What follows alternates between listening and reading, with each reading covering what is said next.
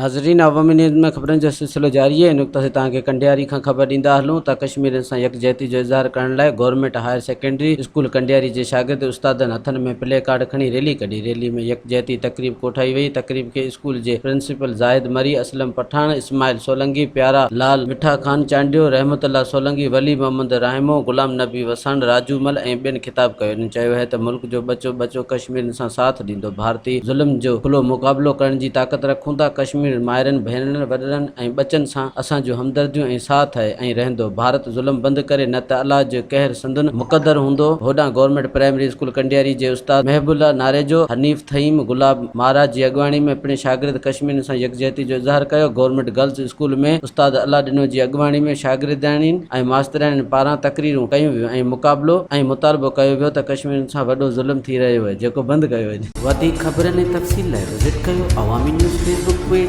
YouTube page ऐं अवामी news website.